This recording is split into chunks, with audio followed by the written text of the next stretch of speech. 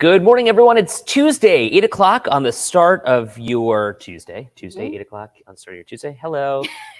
Glad you're with us. Might need another cup of coffee. Yeah. Holy cow. Glad you're here with us this morning. It's always so much fun. Thanks to the Cuppies for always giving the warm welcome when I get to fill in and come hang out. I'll be honest with you. I'm on the struggle bus a little bit today. Are you struggling? Yeah. I'm a little preoccupied. I got some other stuff going on, like stories and stuff that I'm trying to work on. And I'm kind of just like, for as much as I'm here, I'm someplace else. You know what I mean? I feel that way a little bit too. And I know we talked about this earlier, the story about the woman in Cheektowaga. I was really heavy in on that really heavy story. So like I've been sitting with that for a little bit. So hopefully Second Cup can lighten us up a little. Well, maybe we should start there. Okay. Should we start with that Facebook post that's gone viral? Have you seen this? It's basically this woman, her name is Kelly, who says that she was more or less abducted from her own driveway in Cheektowaga. And what's wild about speaking to her yesterday was she really did everything that you can do. You know, you try to have a plan and you try to be aware. She had someone walk her to her car.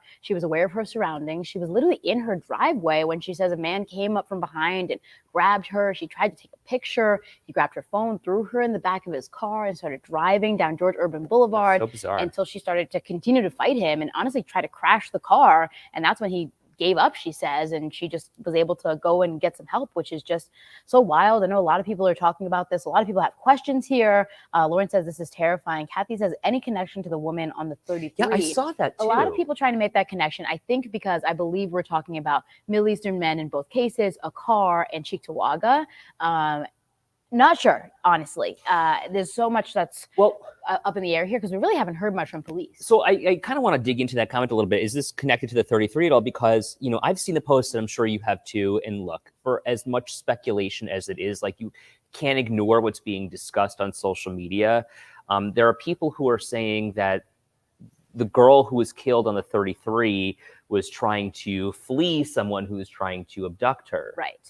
As if this was a human trafficking incident. And so I guess people are kind of, connecting the dots on their own saying, wow, this is two similar cases in circumstance, I suppose. Maybe they're connected, but really police haven't said one or the other about either case. So it's very confusing. And obviously Cheektowaga police have a lot of work to do in this investigation and it's got to be difficult to sift through all that information. But they say they're working on the clock and they're taking this seriously. But a lot of people, maybe they're like questions are being raised and they're wondering, is this true? But she just posted today saying, I have the bruises to prove it. Well, you spoke to her yesterday. So lift the curtain for us a little bit. I mean, like obviously as journalists, we go in with an open mind and we kind of sift through and navigate the narrative. Yeah.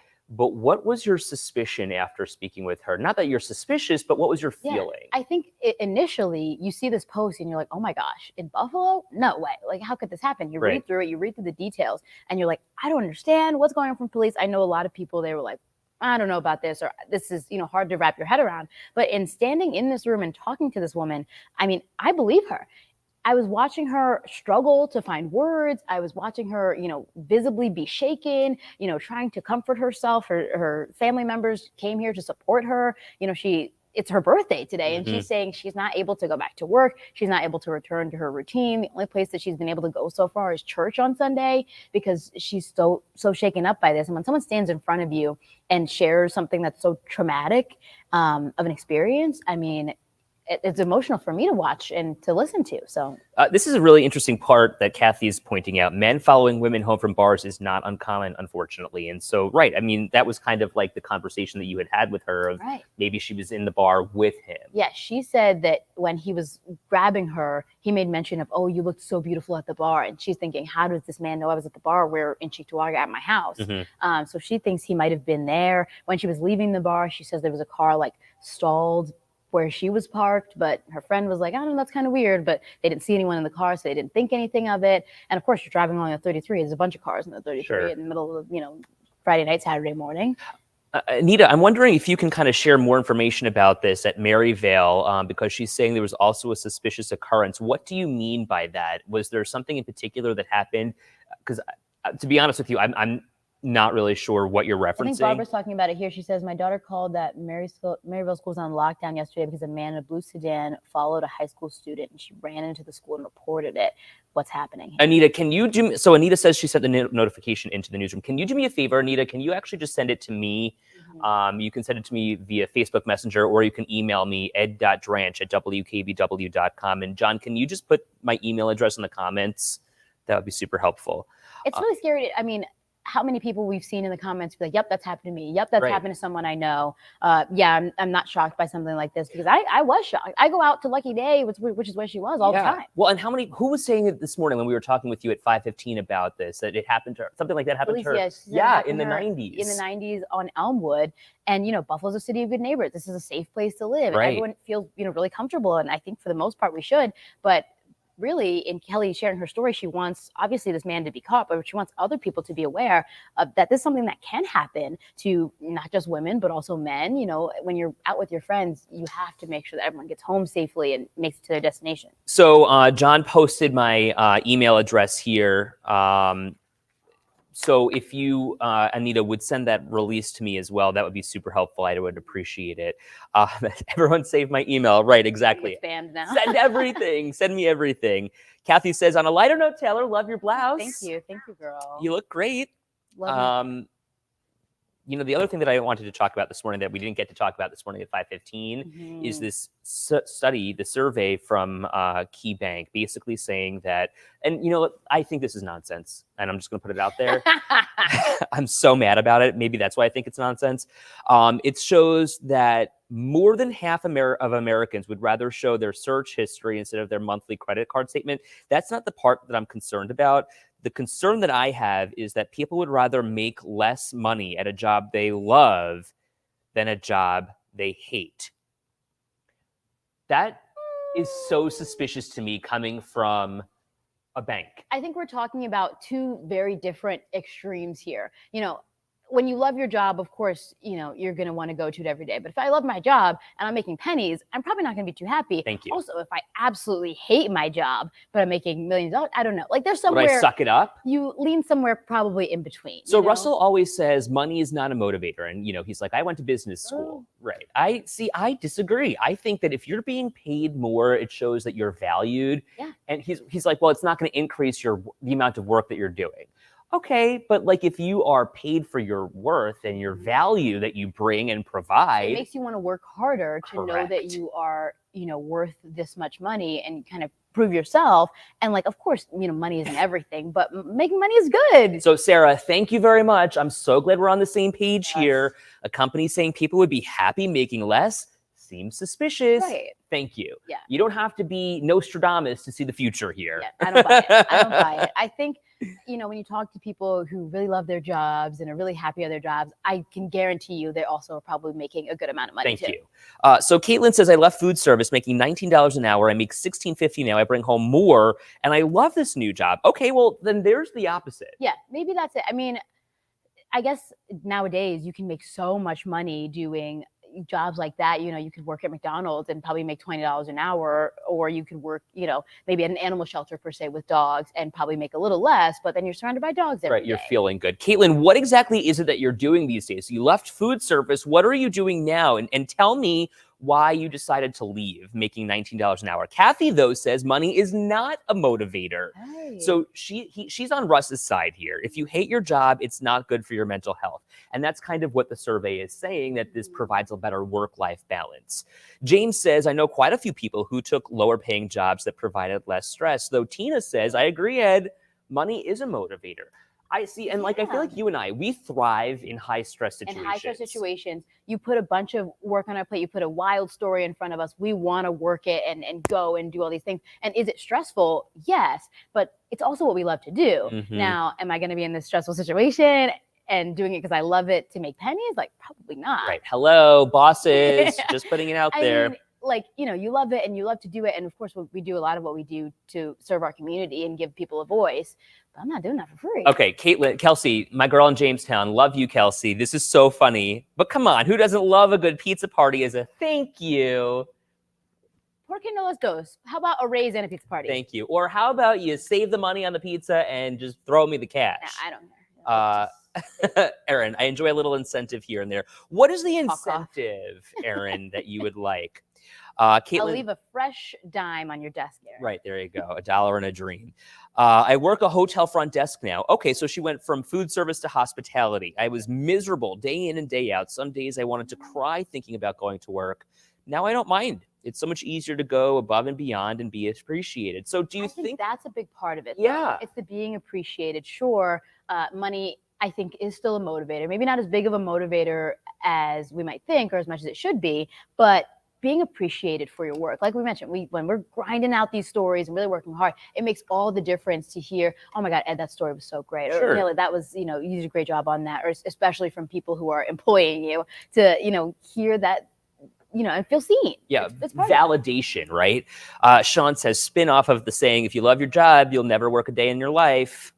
Jeff Baker says, if money was a motivation, I wouldn't be farming. Okay, well, fair enough. I mean, but like you love doing what you do, and Yeah. we love coming to see you, Jeff, and we love having you as part of our Second Cup family. And Jeff, do you feel appreciated doing what you do? I mean, are people grateful to you and things like? I mean, that might be a part of it. That's maybe your motivation there. Lori says, money isn't everything to me compared to happiness. Okay, well, so Second right. Cup is always glass half full or so kind. We're like money, money, money, money. greedy, And they're seven like- deadly sins. And they're like, but I love it and it's no stress. I mean, Michelle says a person who's appreciated will work hard. Erin, though, says, hello, she would like some financial incentives. we can meet somewhere in the middle, right? We can find a middle ground where Yeah, maybe we're not like- stressed, we're appreciated for our work, and we're being compensated fairly. Okay, so Caitlin, following up. Caitlin, you are my girl today. Thank you so much for weighing in Delivering. here.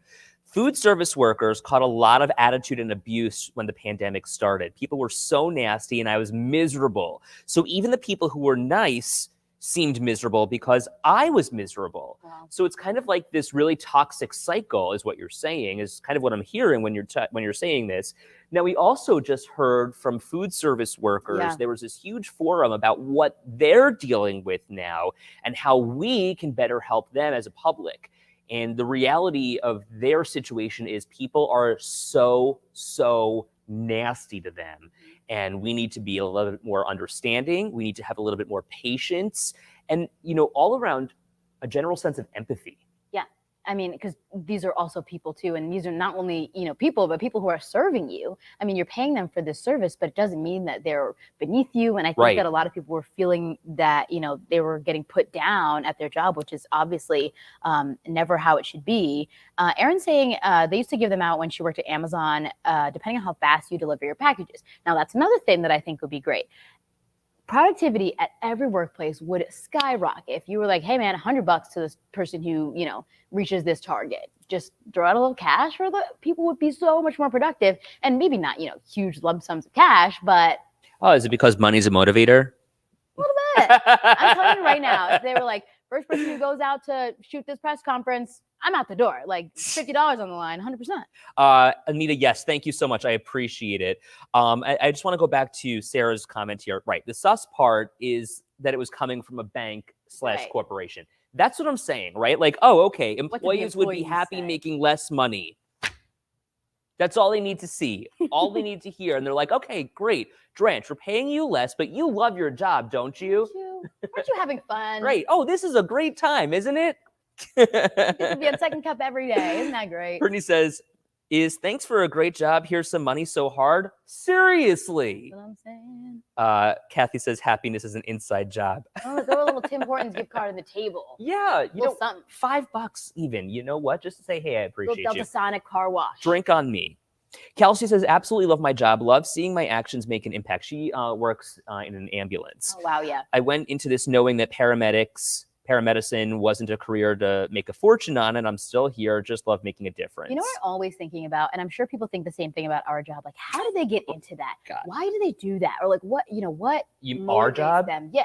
But I think about that with like a job. Like I could never be an EMT. I could never be a firefighter. I mean, like when I think about these people who are, you know, going out here to save lives every day or do, you know, certain other things, I'm like, how did they, you know, how do they get up and out of bed Right. every single morning? What is that motivation? And I'm sure people think the same about, you know, any other job, but I'm constantly thinking like, how do people work these jobs? You know, I will say this from my perspective. You know, this is something that I've always wanted to do. And I don't know how to like really make that absolutely abundantly clear. Like this has always been my dream. Same. Like I always wanted to be a reporter. The magic of TV was always so thrilling to me. And to be able to give people a platform was always just very awe-inspiring to me. And I thought that being able to share someone's voice, someone's story that may be contradictory to my belief made me a better person. I think it does. Yeah. And so I, like the idea that this is, you're not going to be a millionaire working in TV, that's fine. But like at least show some like value. There's something to show for Exactly. it. And I think, for us, we totally get it. But someone might be like, I could never get up there and get under the lights and do all these things. But I think that all the time. I mean, like whoever was saying, they work at, as a Caitlin, she works at a front desk at a hotel now. I could never, people coming in with their problems. Oh, I need to switch the room. I couldn't do it. I could never be a waiter or a waitress. Oh my gosh, I could never work in food service. I could never work behind a desk. I could never bartend. I would mess every drink up. And if someone said this is wrong, I would cry. Sorry. Peter, we appreciate you. That's so nice of you.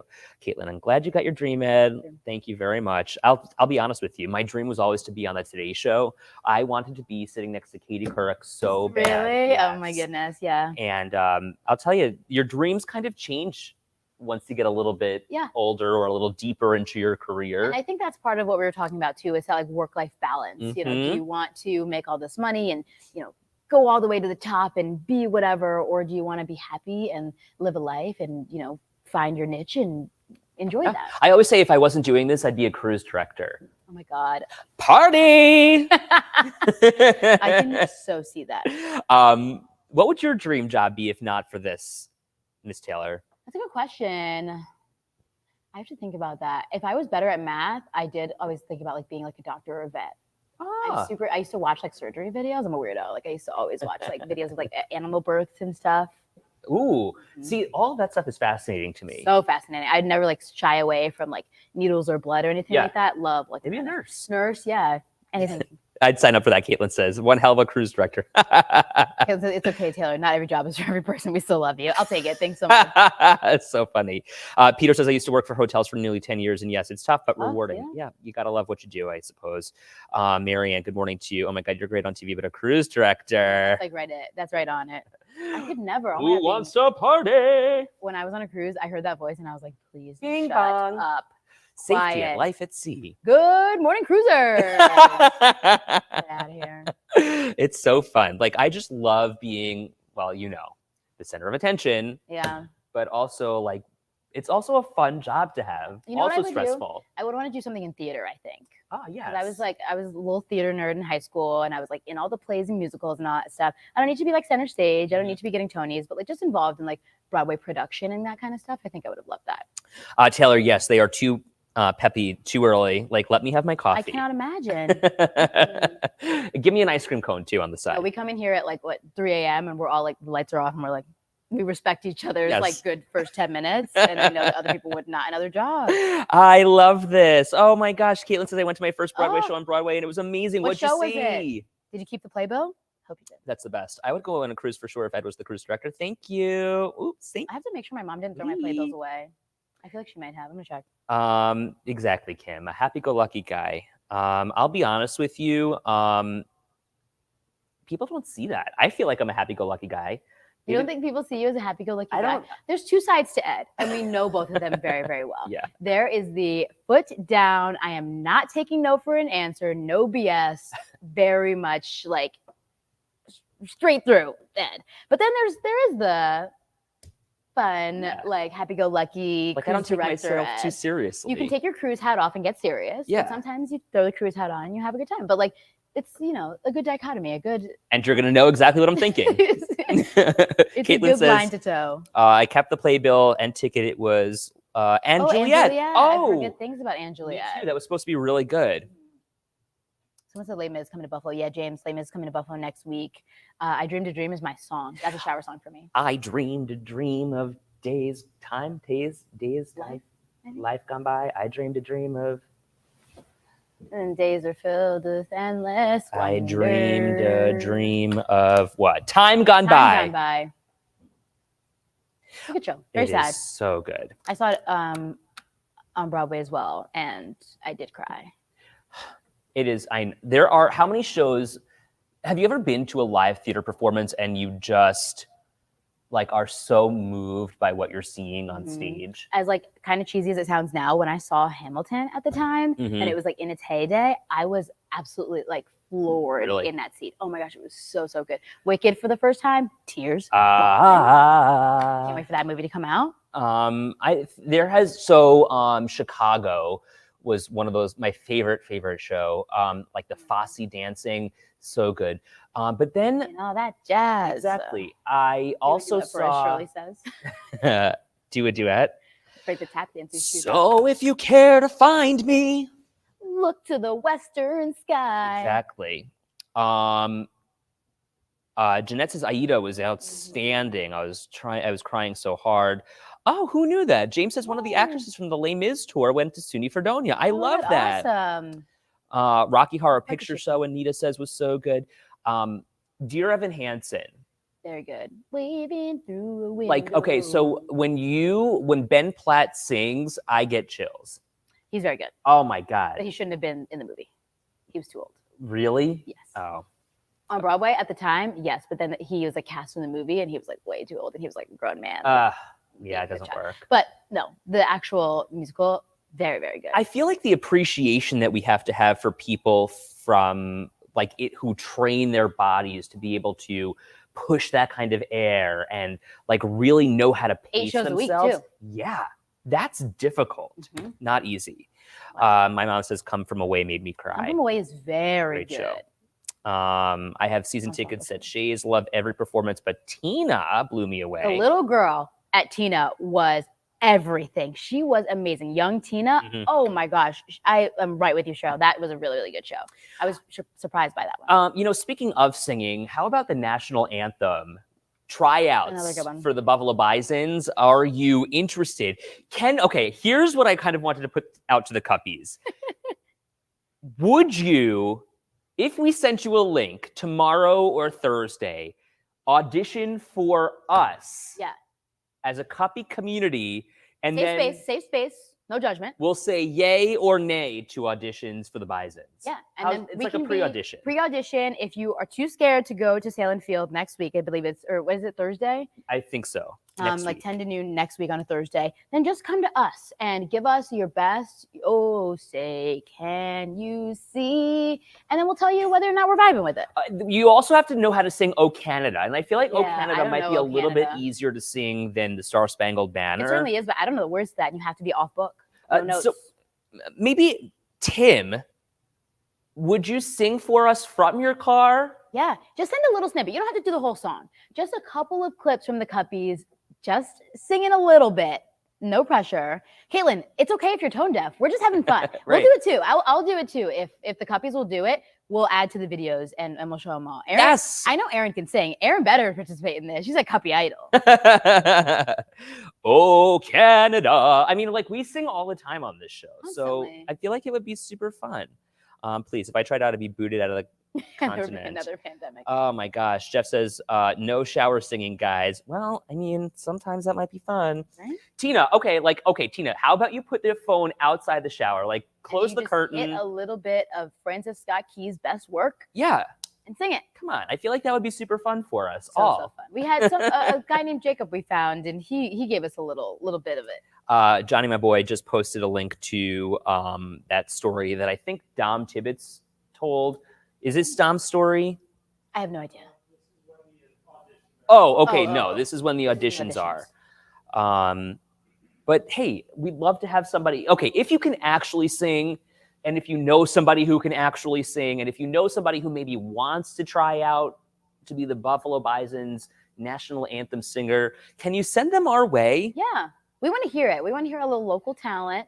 Oh my gosh, talk about the girl that did the national Oh, anthem. girl, Did you guys see that? in that dress. So funny. Yeah, it was a lot. She was hilarious. We'll have to find it and play it tomorrow morning. Where is she? Where is our local national anthem girl? It's "O Canada" and "Star Spangled Banner." Yeah. So if you want to sing it, let us know. Hey, we got to get the show on the road here. Thanks for being with us. Have a great day. Bye, guys.